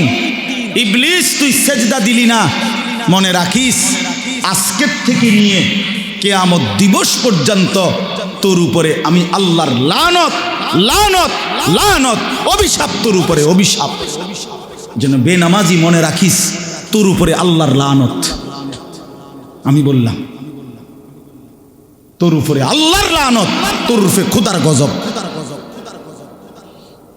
মনে রাখো, চালাক মনে, হ্যাঁ, বাত করতে গুণ খানার নাম চালাকি, বাত খাইতে পারলেই চালাক, দুনিয়া ভোগ করতে পারলেই চালাক। কুলু ওয়া তামাত্তাউ কালিলান ইন্নাকুম মুজরিমুন। আল্লাহ বলে নাফরমান, তুই নাফরমানি সত্ত্বেও অল্প সময়ের জন্য আমার দুনিয়া ভোগ কর, খা বেঈমান। কুলু ওয়া তামাত্তাউ, খা বেটা, অল্প সময়ের জন্য দুনিয়া ভোগ কর, শুধু মনে রাখিস বান্দা, ইন্নাকুম মুজরিমুন, তুমি কিন্তু পাপী। নাস্তা খাও, কোনো মানা নাই। আল্লাহ বলছে বান্দা শুধু মনে রেখো, ফজরের নামাজ পড়ো নাই। রাতের খানা খাও, কোনো মানা নাই, আমি খাইতে বাধা দেব না, শুধু মনে রেখো এশার নামাজ পড়ো নাই। বিল্ডিং করতেছ, করো, শুধু মনে রাখো দূর সুদের টাকা, কিস্তির টাকা, 2 নম্বরই টাকা, ওজনে কম দিয়া বাটফারি কইরা এতিমের সম্পদ লুণ্ঠন করে, অন্যায়ভাবে আপন জনের সম্পদ কুক্ষিগত করে বাড়ি করলা, প্রাচুর্য করলা, অহংকার করলা। মনে রাখো নাফরমান, দুনিয়া ভোগ করো, আখিরাত খুব সামনে, কবর খুব সামনে, খুব সামনে। হাত্তা জুরতুমুল মাকাবির, এই যে এখানে আছে, কাল্লা সাউফা তা'লামুন। আল্লাহ বলেন অল্প সময়ের ব্যবধানে নাফরমান, কবরের তোরে বুঝায় দেব আমি মাওলার শাস্তি কি জিনিস, আমার অবাধ্যতার শাস্তি কি জিনিস, আমি বুঝায়। খাও, ছেলে পেলে তোমরা মনে করছো মোবাইল টিপতেছ, নারী দেখতেছ, বাপ কিছু বলে না, মা কিছু বলে না, সমাজের কেউ কিছু বলে না। মূল বিষয় হলো এটা, ছেলে পেলে আজকে মনে করতেছে আমি মুক্ত, আমি আজাদ, আমি স্বাধীন, আমার কোনো মা নাই, আমার কোনো বাপ নাই, আমার কোনো অভিভাবক নাই, আমারে ডাক দেওয়ার কেউ নাই, আমারে মানা করার কেউ নাই, আমারে বুকে জড়াইয়া ফিরাইবার কেউ নাই, আমারে আল্লাহর সাথে সম্পর্কিত করার কেউ নাই। আমি আর আমার মোবাইল, আমার নারী, আমার নর্তকী, আমার জিনার দৃশ্য, বেবিচারের দৃশ্য, উলঙ্গ দৃশ্য, আমার অসৎ বন্ধুর আড্ডা, মোটর সাইকেলের ঘোরাফেরা। হায়, এটা তোর এই কারণে হইছে, কেউ তোরে ডাকে না, কেউ তোরে বাধা দেয় না। মূল কারণ বাবা, আমি বললাম যার মা তারে ডাকে না, যার বাবা তারে ডাকে না, যার অভিভাবক কাউরে ডাকে না, এত গুনাহ, এত নাফরমানি, এত মিথ্যা, এত নাচ, এত উলঙ্গ ছবি দেখার পরেও তোমারে কেউ বাধা দেয় না। কারণটা কি? তোর উপরে আল্লাহর লানত পড়ছে, খোদার গজব পড়ছে, এই জন্য তোরে আর কোনো মাখলুক দেখে না। যার উর্ফে খুদার গজব পড়ে তারে আর কোনো মাখলুক ডাকে না। আমারে ডাকছে, আমার ভাই আমারে একদিনে একবারে জায়গায় 3 বার চুল কাটাইছে। আমার দিকে আমার ভাই নজর রাখছে। আমি একবারে শুধু 19-20 হয়েছে চুলে, 3 বার চুল কাটাইছে। হ্যাঁ, আমি জীবনের প্রথম যখন চাকরি নিছি এই সোনাকান্দায়, প্রথম বেতন দিয়া এখান থেকে একটা টুপি কিনছিলাম, এরকম সাদার মধ্যে ছোট্ট ছোট্ট লাল লাল একটা ফুলের মতো, চারিদিকে 4টা ফুল আছিল, এই আর কিচ্ছু না, সাদা টুপি। আমার জীবনের বেতনের তখন টাকা পাইছিলাম। বাসায় গেছি বৃহস্পতিবার দিন, আব্বা দেখছে শুধু একটা নজর। আব্বা দেখে বলছে আমার মা রে, হেতের যে চাকরি হয়েছে বুঝুনি, হেতের যে বেতন হয়েছে এটা বুঝুনি তুমি? মায় কয় মানে? কয় টুপি দেখছো না? বুঝেন নাই? কয় যে টুপি দেখলা না? মানে ওই যে ফুলওয়ালা, এটা হারাম না, কথা বোঝেন নাই? রঙিন টুপি পরা কি হারাম না? হারাম না, কিন্তু ওই বাবা তো জীবনে কোনোদিন কি করে নাই, সাদা টুপি ছাড়া পড়ে নাই, এই জন্য আব্বা এটা পছন্দ করে নাই। মা আমারে বলছে আলাদা, ফুত তোর আব্বা তোর টুপিটা পছন্দ করে নাই, এটার মধ্যে লাল লাল ফুল আইলো কেন? এই যে রেখে দিছি, আর কোনোদিন পড়ি। বাবা নজর রাখছে, মা নজর রাখছে, বাপ বড় ভাই নজর রাখছে। বিনিময়ে আল্লাহ তাআলা কোরআনের সামান্য কিছু হলেও কোরআন তিলাওয়াত করার দৌলতটুকু দান করছে। কেন তোমারে ডাকে না? 365 দিনে তুমি কোনোদিন ফজরের নামাজ পড়ো না, অথচ তোমার নিয়ে কারো কোনো মাথা ব্যথা নাই। তুমি এত অভিশপ্ত হইলা কেমনে ভাই? তোমার উপরে এত বড় গজব কেমনে পড়লো? 30 বছর ধরে লোকটা মিছা কথা কয়, কেউ তারে কোনো দিন ফিরাইবার জন্য চায় না। আহা, তার এই পরিণতি হলো কেন? বলে দেখেন, ভেবে দেখেন। এই জন্য হাদিসের মধ্যে আছে, আল্লাহ তাআলা যখন কাউকে ভালোবাসে তো গোটা সৃষ্টি তাকে ভালোবাসে। আল্লাহর নজর থেকে যখন কেউ সরে যায়, গোটা মখলুক তাকে ঘৃণা করে, গোটা মখলুক তাকে ঘৃণা করে। এই জন্য আমি অনুরোধ করলাম, প্রিয় ভাই আমার, নিজের কদর করো, নিজের কদর করো, জিন্দেগির কদর করো, জীবনের কদর করো। বলো ইনশাআল্লাহ, ছেলেরা বলো ইনশাআল্লাহ। হ্যাঁ, হালালের উপরে উঠো, আখলাক ঠিক রাখো ভাইয়া, নারীর ফান্দে পইরো না, অশ্লীলতার ফান্দে পইরো না ভাইয়া। যে চাহিদা আল্লাহ দিছে সে চাহিদা পূরণের ব্যবস্থাও আল্লাহ রাখছে। তৃষ্ণা আল্লাহ দিছেন তো পানি আল্লাহই দিছেন, খাবারের ভোগ আল্লাহ দিছেন তো খাবারের ব্যবস্থা আল্লাহই করছেন। তাইলে যে মালিক তৃষ্ণা দিলেন তিনি পানিও দিছেন, যিনি খাবারের ভোগ ক্ষুধার্ত এটা যিনি বানাইলেন তিনি খাবারও দিয়েছেন। অতএব লজ্জাস্থানের চাহিদা, শাহওয়াত, যৌন চাহিদা এটা যিনি দিয়েছেন তিনি হালাল স্ত্রী, বৈধ স্ত্রীও সৃষ্টি করে রেখেছেন। মিলেই যাবে, একটু সময় পরে মিলেই যাবে। নিজের থেকে কুত্তার মতো না হওয়া, বেবিচারী কুকুরের মতো নারীর পিছনে যে ঘুরে, হারাম নারীর পিছনে, সে তার জিন্দেগি কুকুরের মতো, কুকুরের মতো পিছনে হাঁটে। তার কোনো হায়া নাই, লজ্জা নাই, আত্মমর্যাদা নাই, গায়রত নাই। একটা বেড়ই তৈয়া বেড়ির পিছনে জিন্দেগি শেষ করে দিছে। তুই কিসের বেড়ই বেড়া? তুই প্লাস্টিক বেড়া, তুই কিসের বেড়ই বেড়া? আকামলা কোথাকার, জিন্দেগি পুরাটা বেড়ির কাছে তুলে দিছে। সারাদিন নারী, সারাদিন ছবি, সারাদিন নারী নিয়ে কল্পনা। এটা কি ধরনের জিন্দেগি? এই অপদার্থ তো মরে যাওয়া ভালো। তো ফালতু জীবন। আমরা কি শুধুই কেবল নারীর জন্য সৃষ্টি হয়েছি? বলেন কিরে ভাইয়া, বলো তোমরা, একটা ছেলে বলো। পৃথিবীতে আল্লাহ তাআলা আমাদেরকে বেড়িতে লেগে বানাইছে হুদা। তো সারাদিন এটা কি জীবন? এ কি জিন্দেগি ভাইয়া? আহা, এজন্য আল্লাহ তাআলা বলতেছেন, এবার শুনেন, তর্জমা বলি। মাইক ঠিক হইতে হইতে ইনশাআল্লাহ মুনাজাত হয়ে যাবে। আল্লাহ তৌফিক দান করেন। মৌলানা মোতালেব হোসেন সালেহী দোস্ত সুন্দর করে বয়ান করছে সুবিধা মতো, এইটাই আলহামদুলিল্লাহ। সব বেশে আমার সময় কোনো অসুবিধা নেই, আলহামদুলিল্লাহ। এটা ওর ষড়যন্ত্র হইতে পারে। এই যে একটু আগে সে আমার অনেকই মহব্বতের দোস্ত। আমি ব্যক্তিগতভাবে 8 বছর 9 বছর এগুলো কোনোটাই আমি ভাবি না। আমি ভাবি আজীবন আমি সে বন্ধুই ছিলাম, মাঝখান দিয়েও বন্ধু ছিলাম, এখনো বন্ধুই আছি। আল্লাহ যেন আমাদের সবাইকে আল্লাহর জন্য মিলে থাকার তৌফিক দান করে। আপনারা বলেন আপনাদের এলাকা আজ কত বছর ধরে আসছে, কত বছর থেকে, জিন্দিগির কমপক্ষে 20-21 বছর হবে। এই মানুষগুলো আমার পরিচিত মানুষ। বছরের পর বছর আমি আপনাদের গলিতে গলিতে চেষ্টা করছি মালিকের কথা 2-4 শব্দ বলার। একটু ব্যস্ততা আগের চাইতে বেড়ে গেছে, এই জন্য এই কামরুল, হাসান বসরি ভাই ওরা আমার উপরে খুব নারাজ। আগে আমারে বহু মাহফিলে দিতে পারছে নিচে, এখন আমি দাওয়াত নেই না। আসলে একটু ব্যস্ততা বাড়ার কারণে আগের মতো ইচ্ছে থাকা সত্ত্বেও আসতে পারি না। কিন্তু বিশ্বাস করেন, বিশেষভাবে মুরাদনগরের প্রতিটা মানুষের সাথে, মুরাদনগর উপজেলার সাথে আমার জিন্দিগির পুরাটা কর্মজীবনের সম্পর্ক।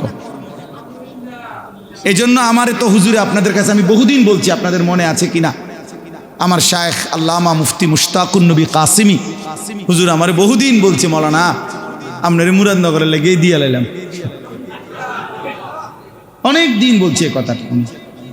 আগে তো এমন ছিল যে যখনই জিগাইতো মাহফিল কই আইজগা মুরাদনগর, একদিন এই জন্য বলছে কয় দিলাম, যান আপনার মুরাদনগরে লেগে দিয়ে দিলাম। এই জন্য আলহামদুলিল্লাহ আমরা আপনাদেরকে মহব্বত করি।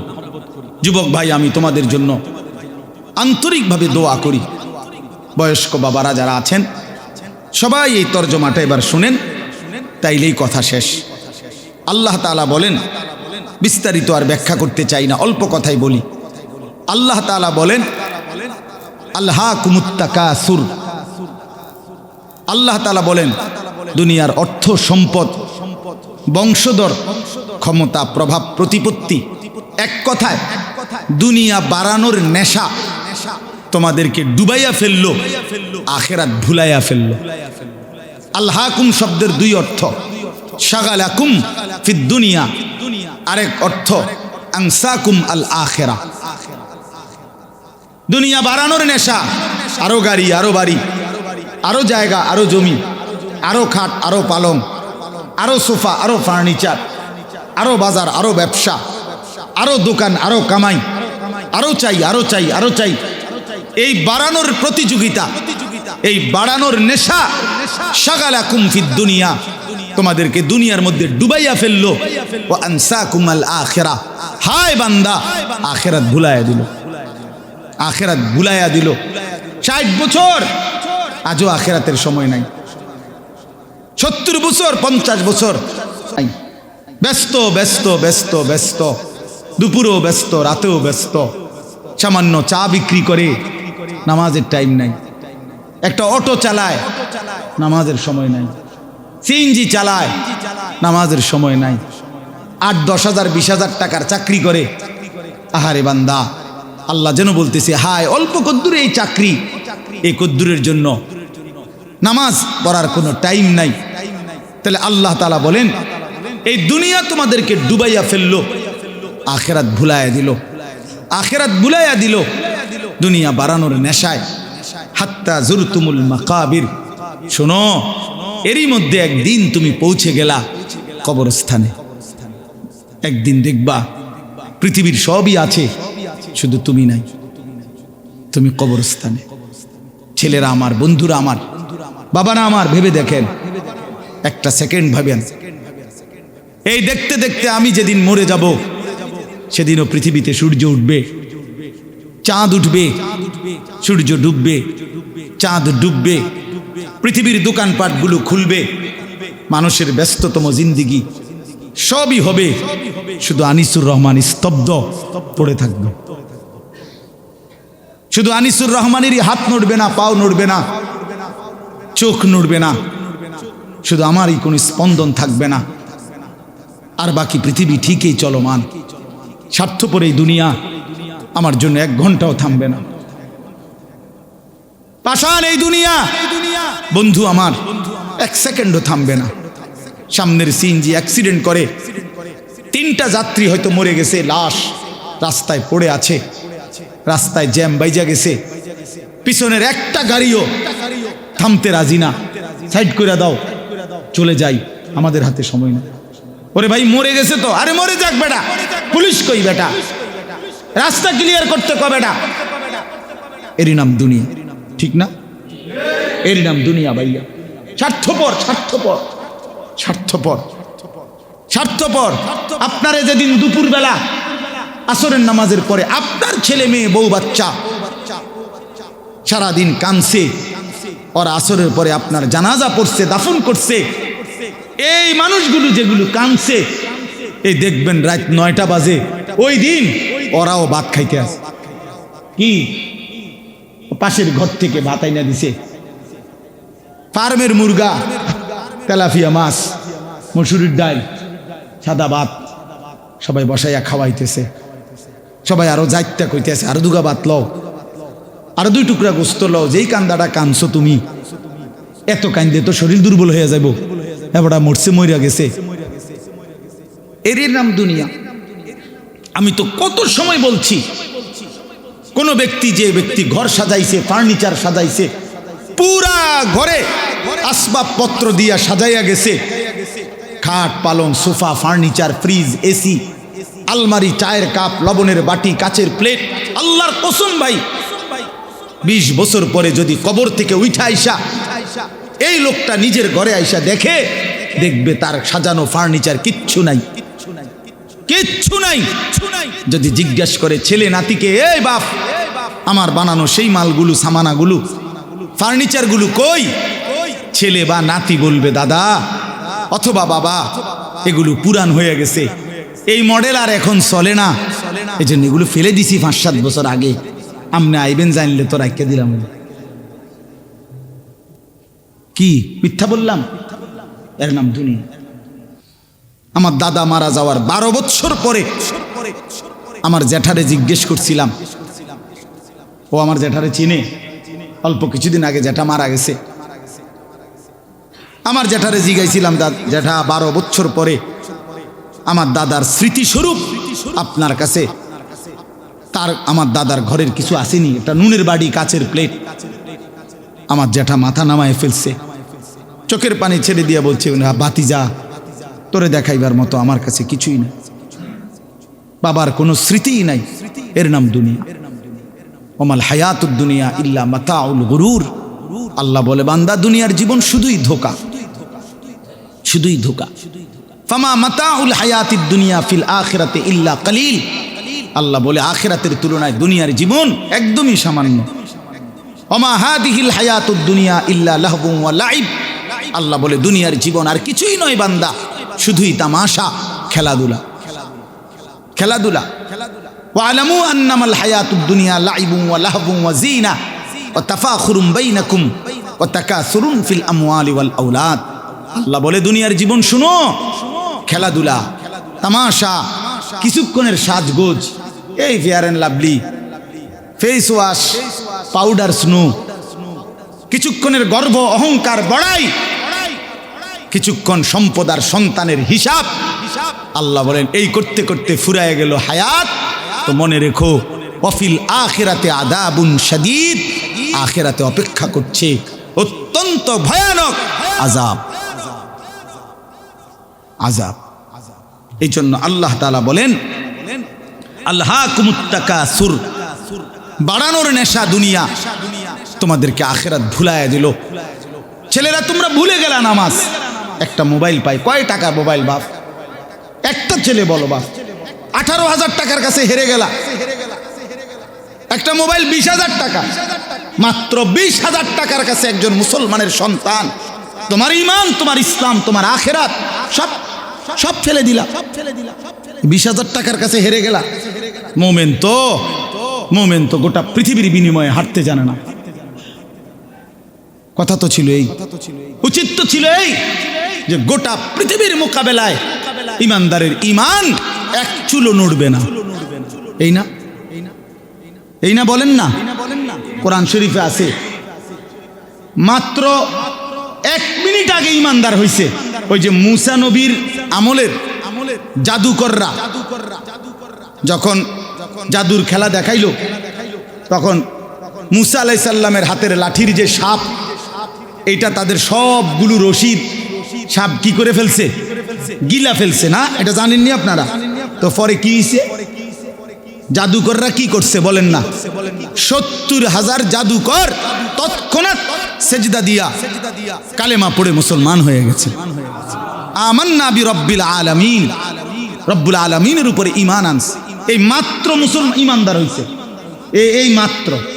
ফেরাউন সাথে সাথে বলছে, তোমরা আমার অনুমতি ছাড়া মুসার কালেমা গ্রহণ করলা, লা উসাল্লিবান্নাকুম ফি জুযুইন নাখলি, খেজুর গাছের ডালের মধ্যে তোমরা টাঙ্গাইয়া আমি হত্যা করব, তোমাদেরকে নির্মম শাস্তি দেব যদি তোমরা ফিরে না আসো। তখন এই 70,000 জাদুকর, আল্লাহর কসম, কোরআন শরীফে আছে বন্ধু, এই 1 মিনিটে 10 মিনিটে ঈমান তাদের এত মজবুত হইছে, এত কঠিন হইছে যে এরা বলল ফেরাউনের দিকে তাকাইয়া, ফাকদি মা আনতা কাদিন ইন্নামা তাকদি হাদিহিল হায়াতিদ দুনিয়া। ফেরাউন, তোমার যা মন চাই তুমি তাই করো, এই দেহের উপরে কাইটা বুটি বুটি করে ফেলো, টুকরা টুকরা করে ফেলো। মনে রেখো, যাই তুমি করতে পারো তা কেবল দুনিয়ার এই শরীরটার উপরেই করতে পারবা। একটু পরে যখন রূহ চলে যাবে, তৎক্ষণাৎ মাওলার জান্নাতে ঢুকে যাব। করো মিয়া। এই ঈমান এত বড় সম্পদ, এত বড় নিয়ামত, এত বড় নিয়ামত, এত বড় নিয়ামত। ফেরাউন হযরতে আসিয়াকে, তার স্ত্রীকে শেষ পর্যন্ত শাস্তি দিতে দিতে, কোরআন শরীফ আছে ওয়া ফিরআউন জিল আওতাদ, ফেরাউন পেরেক মারছে, পেরেক গ্রাম নারা কি কোন তার কাটা কয় যে পেরেক, এই পুরা শরীরের মধ্যে আসিয়ার পেরেক মারছে, পেরেক মাইরা কাঠের মধ্যে আটকাইয়া ফেলছে। আটকাইয়া বলছে রক্ত ঝরছে অঝরে। ফেরাউন বলছে, আসিয়া, এই শেষবারের মতো বলছি, ঈমান ছেড়ে দে, মুসার কালেমা ছেড়ে দে। আল্লাহর কসম, তাফসীরের মধ্যে আছে, হযরতে আসিয়া বলছে, ফেরাউন, রাজপ্রাসাদ ছেড়ে দেওয়া যায়, রানীর মর্যাদা ছেড়ে দেওয়া যায়, তোমার মতো বেটার স্ত্রী হওয়া ছেড়ে দেওয়া যায়, গোটা পৃথিবীর সব সম্মান মর্যাদা ছেড়ে দেওয়া যায়, কিন্তু কলিজার ভিতরে যে ঈমান বসছে সেই ঈমান ছেড়ে দেওয়া যায় না। তুমি জানো না, তুমি জানো না ঈমান কি বড় সম্পদ, আখিরাত কি বড় সম্পদ।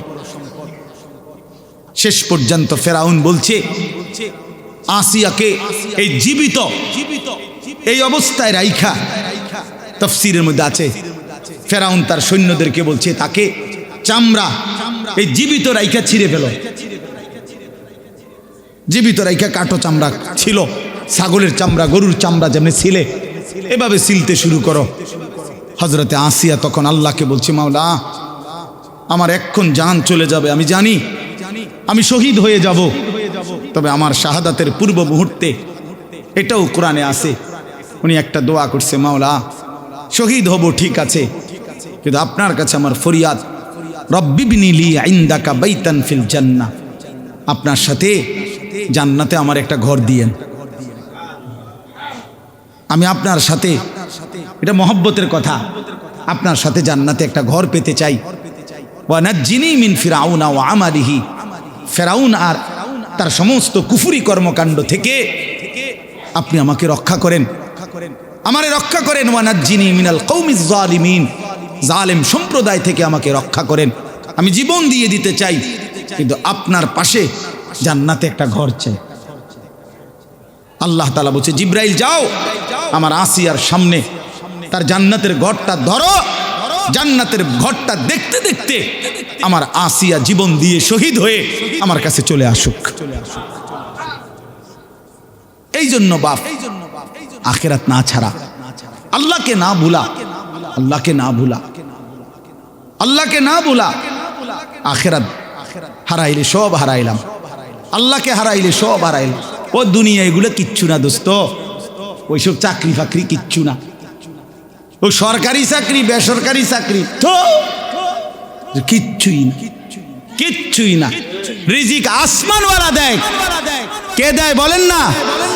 হ্যাঁ, এমপিওভুক্ত চাকরি এটা কোনো বিষয় না, রিজিক আসমানে। কোরআন শরীফের আয়াত তোমারে দেখাই, ওয়াফিস সামাই রিজকুকুম ওয়া মা তুআদুন, ওয়াফিস সামাই ওয়াফিস সামাই ওয়াফিস সামাই রিজকুকুম। কি বলো এমদাদ?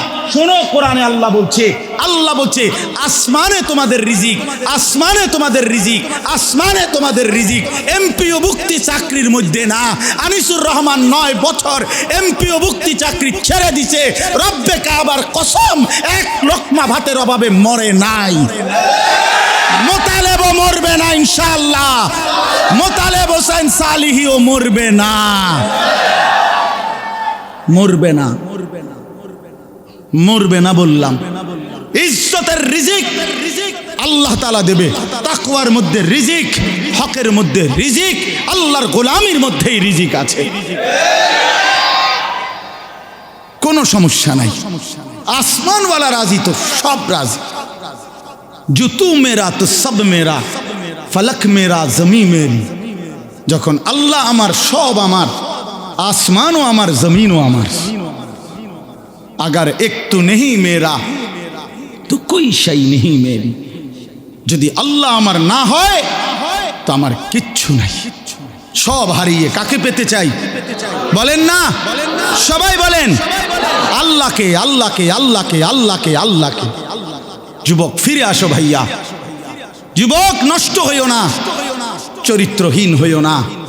মনে রাখো বাপ, আমি বারবার এই কথা বলতেছিলাম, অসংখ্যবার বলছি গত কিছুদিন আগেও, যে ফিলিস্তিনের মুসলমান আজীবন রক্ত দিবে আর তুমি আজীবন মোবাইল টিপবা। তুমি কি ভাবছো? রোহিঙ্গা মুসলমান আজীবন জীবন দিবে, তুমি মুসলমান জীবনে আর নির্যাতিত হবা না। কি ভাবছো মনে করো? আজকে সেটা প্রমাণ হয়েছে। ইসকনের হিন্দু গুন্ডারা, ইসকনের সন্ত্রাসীরা, এই বেঈমানরা এই বাংলাদেশের জমিনে ইমানদার মুসলমান অ্যাডভোকেট সাইফুল ইসলাম আলিফের গর্দানে ছুরি রাইখা জবাই করে রক্তে লাল করে দিয়েছে, রক্তে লাল করে দিছে এই বাংলাদেশের চট্টগ্রামে। জানেন না আপনারা? শুনছেন কিনা আপনারা? হ্যাঁ, ছেলেরা বাপ টিপো, মোবাইল টিপো, নারী দেখো, উলঙ্গ ছবি দেখো। মনে রাখো, বেঈমান সুযোগ পেলে ছাড়বে না, তোমারেও না আমারেও না। হুজুর মনে করছো পিঠা শুধু হুজুর রাখাইবা? তুমি সিরাসা পাইবা বইয়া বইয়া। সাইফুল ইসলাম হুজুর, কথা বলেন না কেন? অ্যাডভোকেট সাইফুল ইসলাম হুজুর সে বলেন নজরুল ভাই, আইনজীবী, 2.5 বছরের তার একটা বাচ্চা আছে, তার স্ত্রীর গর্ভে সন্তান আছে। গর্ভের সেই সন্তানটা তো বাবারে আর কোনোদিন দেখলো না। 2.5 বছরের বাচ্চাটা, আমার যে 3 বছরের একটা বাচ্চা আছে, আল্লাহর কসম প্রতিটা রাতের যদি 3টাও বাজে, আপনি আমার ড্রাইভাররে জিজ্ঞাসা করে দেখেন, আমার মেয়েটা সজাগ থাকে। আমার 3 বছরের মেয়েটা, আমি যতক্ষণ ঘরে না ফিরি, আমারে জড়াইয়া ধরে না ঘুমাইলে আমার মেয়ে আমার ঘুমায় না। এমন আদরেরই তো সন্তান সাইফুলের সন্তান। সে তার বাবা ডাকবে কাকে? বলো ভাইয়া। আমরা 92% মুসলমান বাংলাদেশে, আমরা অল্প কয়েকজন। এত বিপুল সংখ্যক মুসলমান যে দেশে, সে দেশে একজন জলজ্জন্ত মুসলমানকে দিনে দুপুরে জবাই করে ফেলছে। এটা ভাবা যায়? কল্পনা করা যায়? তুমি মনে করছো আজীবন ফিলিস্তিনে মায়ের হবে, তুমি মনে করছো আজীবন রোহিঙ্গায়, আর তোমার আমার জীবন শুধু সুখেই কাটবে না। আমি অনুরোধ করলাম হাত জোর করে, আর যদি কোনোদিন বলতে না পারি তো আজই বললাম, জিন্দিগির বোঝাপড়া করেই ফেলছি, কিচ্ছু হবে না, অসুবিধা হবে না। আমার মতো 2-4 জনের রক্ত ঝরে গেলে, শহীদের খুন ঝরলে কিচ্ছু হবে না, কিছুই হবে না। কিন্তু আল্লাহ তাআলা ইমানদারের তাজা খুন ঝরলে পৃথিবীর কিচ্ছু হবে না। কিন্তু ইনশাআল্লাহ আমাদের রক্তের উপরে, আমাদের শাহাদাতের উপরে, আমাদের ঈমানের উপরে, আমাদের তাকওয়ার উপরে এই বাংলাদেশে কালেমার পতাকা উড়বে ইনশাআল্লাহ। ইসকনের কবর হবেই হবে ইনশাআল্লাহ, ইসকনের কবর হবেই হবে। তোমরা জানো না ভাইয়া, কত জঘন্য গুন্ডা, কত জঘন্য গুন্ডা এরা, কত জঘন্য সন্ত্রাসী এরা, কতটা উগ্র। বাপ চাচারা তো জানেই না, পুরাটা দেশকে খাবলে খাওয়ার জন্য মানচিত্রের উপরে হিন্দুদের গেরুয়া মানচিত্র আমাদের লাল সবুজের পতাকার উপরে তুলে দিছে। অর্থ হলো এই পতাকা মানি না, ওই পতাকা তাদের মেন। কি খামখেয়ালি মনে করেন? খামখেয়ালি মনে করো ভাইয়া, তোমার বাপ বিদেশ, তোমার অভাব নাই, তোমাকে ভাই বিল্ডিং, হ্যাঁ, তোমার বাপার কামাই, অতএব আর টেনশন নাই। অনেক ছেলে পেলে তোমরা মনে করছো এইটা, তোমরা একটা তামসা মনে করছো জীবনটা, তোমরা মনে করছো রং তামাশার ফুর্তির এই জীবনই শেষ। না ভাইয়া, তুমি বাঁচলে তুমি বিবাহ করবা, আল্লাহ বাঁচাইলে তোমার স্ত্রী হবে, আল্লাহ দিলে তোমারও তো সন্তান হবে। তোমার সেই সন্তান যদি ঈমান নিয়ে বাঁচতে না পারে, কথা বলেন না কেন? আগামী জেনারেশন যদি ঈমান নিয়ে বাঁচতে না পারে বাপ, কি হবে তখন? আমাদের কি হবে? আমি কি চাই না আমার 3 বছরের বাচ্চাটা ঈমান নিয়ে বাঁচুক? কথা বলেন না কেন? তাহলে অতএব আমাদের আল্লাহর সাথে সম্পর্ক, আমাদের ঈমান, আমাদের তাকওয়া, আমাদের জিন্দেগি আল্লাহর পথে থাকা, এর মধ্যেই আমাদের নিরাপত্তা। ওয়াদাল্লাহুল্লাযীনা আমানু ওয়া আমিলুস সালিহাত লা ইস্তাখলিফান্নাহুম ফিল আরদ। আল্লাহ তাআলা বলেন, ঈমান আর নেক আমলের বিনিময়ে আমি ওয়াদা দিলাম জমিনের বাদশাহী তোমাদের হাতে তুলে দেব। বাদশাহী, হ্যাঁ, ওয়ালা ইউমাক্কিনান্না লাহুম দীনাহুমুল্লাযী ইরতাদা লাহুম, এবং তোমাদের দ্বীন আমি আল্লাহ তাআলা জমিনে বিজয়ী করে দেব। ওয়ালা ইউবাদদিলান্নাহুম মিন বা'দি খাউফিহিম আমনা, তোমাদের ভয় আতঙ্কের পরিবর্তে তোমাদেরকে শান্তি, নিরাপত্তা, ঈমান আর আমলের বিনিময়ে আমি আল্লাহ দুনিয়াতে দিয়ে দেব। সাফ আমার জাতিকে আমি সতর্ক করে দিলাম, আমার সন্তান তোমরা, আমার ভাই তোমরা, তুম করে আমরা বলে গেলাম, ফিরায় দিও না, ফিরায় দিও না। কারো কথায় প্রতারিত হইও না বন্ধু। তুমি আমার দলভুক্ত হইও না। আমার কোনো দল নাই, আমার কোনো দল নাই, আমার কোনো দলভুক্ত হওয়ার দরকার নাই। তুমি আল্লাহর পক্ষে থাকো, কোরআনের সাথে থাকো, রাসূলুল্লাহ সাল্লাল্লাহু আলাইহি সাল্লামের সুন্নাতের উপরে থাকো, বিদআতের বিপক্ষে থাকো, কুফরের বিপক্ষে থাকো, শিরকের বিপক্ষে থাকো। 5 ওয়াক্ত নামাজের সেজদা, এই কপালে গোলামির সেজদা দাও। বলো ইনশাআল্লাহ, বলো ছেলেরা ইনশাআল্লাহ, বলো, বলো হিম্মত করে, জোরসে বলো ইনশাআল্লাহ। ফজরের নামাজ পড়বা তো ভাইয়া? বলো ইনশাআল্লাহ। পাক্কা নিয়ত করো, নিয়ত করো, ভালো হবে, পারবা তুমি। যুবক তুমি পারবা, তুমি পারবা। তুমি বুড়া না, তুমি অসল না, তুমি পঙ্গু না, তুমি প্যারালাইজড না, তুমি সুস্থ মানুষ। তোমারে আল্লাহ একটা সুস্থ শরীর দিছে। তুমি হিম্মত করলে ইনশাআল্লাহ ফজরের নামাজ জামাতে পড়তে পারবা। আল্লাহ তৌফিক দান করেন। গত বছর সন্দ্বীপ, আমি প্রতি বছরই যাই। গত বছর সন্দ্বীপে অক্টোবর মাসে 2023 সালে 4টা ছেলে কলেজ পড়ুয়া, তারা ফজরের নামাজ পড়ে সিদ্ধান্ত নিছে একদিন যে আমরা বাকি বন্ধুদেরকে ফজরের নামাজের জন্য ডাকবো। ফজর ক্যাম্পেইন, ফজরের জন্য গণসংযোগ। 4টা ছেলে যে কিভাবে ডাকমু, আমরা একে তো একা একা ডাকমু, আর ছোট ছোট প্রোগ্রাম করে একটা কোরআন তেলাওয়াত, একটা হামদনাথ, আর ফজরের নামাজের গুরুত্বের উপরে একটু কথা বলে দোয়া করে দেব।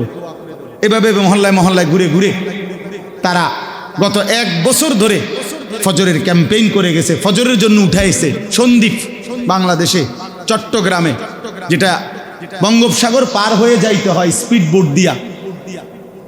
তো এই সন্দ্বীপে এই বছর বিশ্বাস করেন 19 নভেম্বর আমার সেখানে মাহফিল ছিল। রাত্রিবেলা যেই প্যান্ডেলে আমি ওয়াজ করছি ওই প্যান্ডেলে তাদের মাহফিল ফজরবাদ, ওদের আলাদা মাহফিল, ওইটাতে ফজরের পরে এই প্যান্ডেলের দুইটার সমান হবে।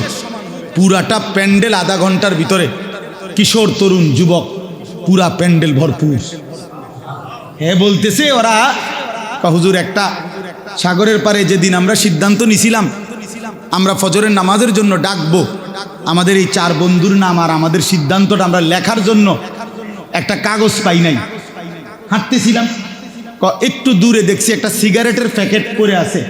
আল্লাহর কসম ছেলেটা বলছে, সিগারেটের ওই প্যাকেটটা তুইলা কয় যে হুজুর এটার উল্টা পিঠে তো সাদা, বুঝেন না, এটার ইয়া করলে ভিতরের অংশটা সাদা না, ওইটার মধ্যে আমরা একটা কলম দিয়ে আমগো এই সিদ্ধান্তটা লিখছি যে আজকের থেকে আমরা ফজরের ক্যাম্পেইন করব, ফজরের জন্য আমাদের বন্ধুদেরকে জাগাবো।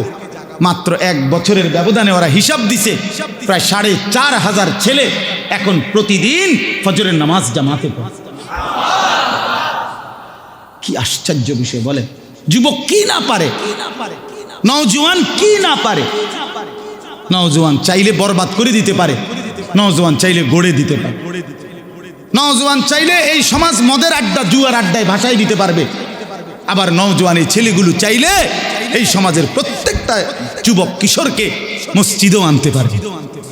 এই জন্য তোমাদের কাছে আমার আবদার, তোমরা দয়া করে এই ওলামা তলাবা ঐক্য পরিষদ, এটা নিছক একটা মাহফিল না, এটা আমাদের একটা উদ্দেশ্য, একটা মহৎ লক্ষ্য যে ওলামায়ে কেরাম, মাদ্রাসার তালিবে ইলম, সর্বস্তরের ছাত্র জনতা সবাই মিলে চলো আমরা এই সমাজ পরিবর্তনের জন্য প্রত্যেকেই কিছু না কিছু কাজ করি। বলো ইনশাআল্লাহ, নিয়ত করে বলো ইনশাআল্লাহ। এই সমাজের জন্য কিছু করবা তো ইনশাআল্লাহ। আল্লাহ তৌফিক দান করেন। আল্লাহ তাআলা বলেন, এই শেষ তরজমা বলি, আল্লাহ বলেন বান্দা দুনিয়ার মধ্যে যে ডুবে গেলা, আখিরাত যে ভুলে গেলা, একদিন কবরেই চলে আসলা। কাল্লা সাউফা তা'লামুন সুম্মা কাল্লা সাউফা তা'লামুন, শোনো কবরেই তুমি জানতে পারবা তোমার এই নাফরমানির পরিণতি কি। আবার তুমি হাসরের ময়দানে জাহান্নামে জানতে পারবা তোমার এই নাফরমানির পরিণতি কি। কাল্লা লাউ তা'লামুনা ইলমাল ইয়াকিন, আল্লাহ বলেন আমি তোমারে কবরের শাস্তি দিয়া জানাবো, আমি তোমারে জাহান্নামের শাস্তি দিয়া বুঝাবো আমার নাফরমানির শাস্তি কি। কাজেই তুমি যদি আজকে দুনিয়ায় থাকতে কোরআন সুন্নাহর আলোকে, ওলামায়ে কেরামের কথার আলোকে তুমি যদি নিশ্চিত জ্ঞান অর্জন করতা যে হ্যাঁ এটাই আমার দায়িত্ব, আখিরাত, কবর, হাসর, মিজান, ফুলসিরাত, আল্লাহ বলেন তাইলে কিন্তু খুব ভালো হতো।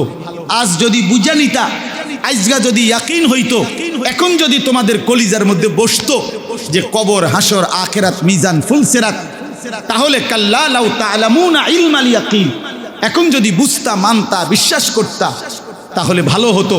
কারণ তাইলে নামাজ পড়তে পারতা, হারাম থেকে বাঁচতে পারতা, গুনাহ ছাড়তে পারতা।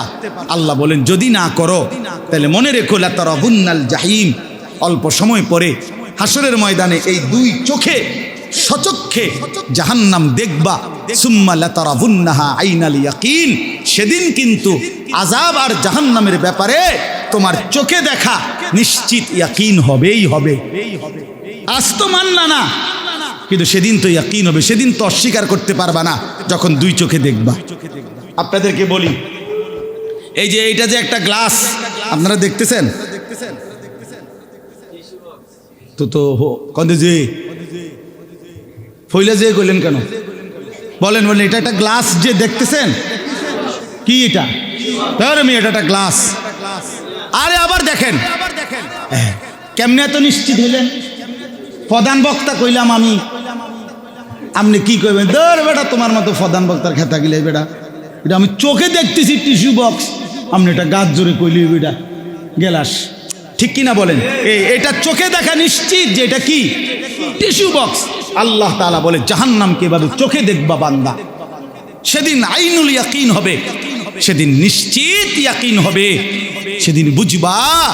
কিন্তু ইয়াউমা ইদিন ইয়াতাযাক্কারুল ইনসান ওয়া আন্না লাহু যিকরা, আল্লাহ বলে জাহান্নামকে দেখে বান্দা দুনিয়ার সব কথা মনে পড়বে, কিন্তু আহা বান্দা বলো না সেদিন মনে পড়ে কি লাভ হবে,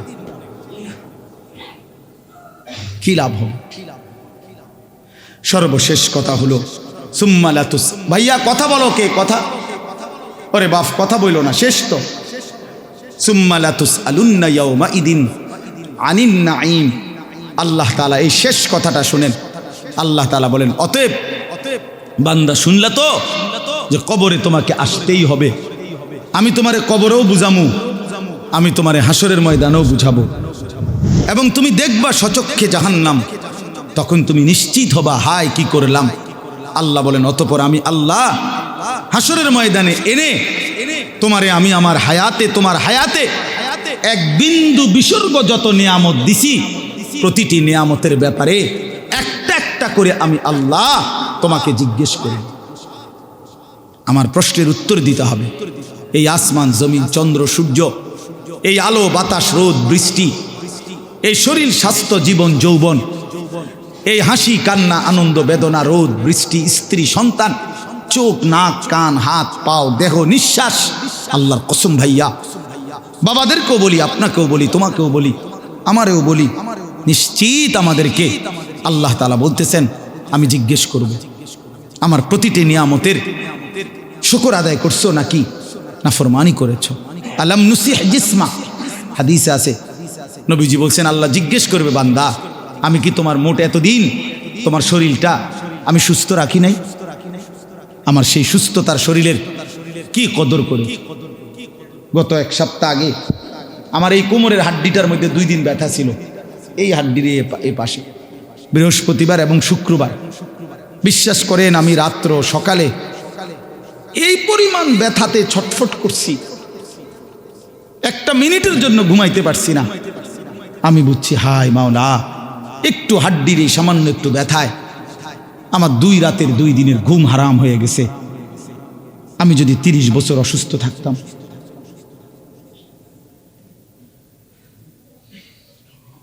বলো ভাইয়া, তো আল্লাহ তাআলা বলবে বান্দা বলো না সুস্থ ছিলা কতদিন, অসুস্থ ছিলা কতদিন, পেটে ব্যথা ছিল কতবার, কতদিন পেট ভালো ছিল, কতদিন মাথা ব্যথা করছে, কতদিন মাথা ভালো ছিল, কতদিন আমার দেওয়া নুরভিকা মিনাল মা, প্রতি ফোঁটা পানি যে পান করছো আমি সেটার হিসাব চাই বান্দা, প্রতি লোকমা খাবারের হিসাব দাও, প্রতিটা নিঃশ্বাসের হিসাব দাও, চোখের প্রতিটা পলকের হিসাব দাও।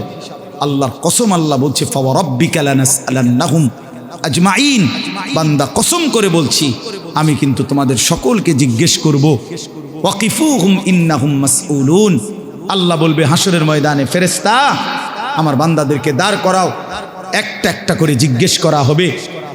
ইন্নাস সামআ ওয়াল বাসারা ওয়াল ফুআদা কুল্লু উলাইকা কানা আনহু মাসউলা, আল্লাহ বলে কান চোখ অন্তর পর্যন্ত আমি আল্লাহর প্রশ্নের জবাব দিবে, আমি জিজ্ঞেস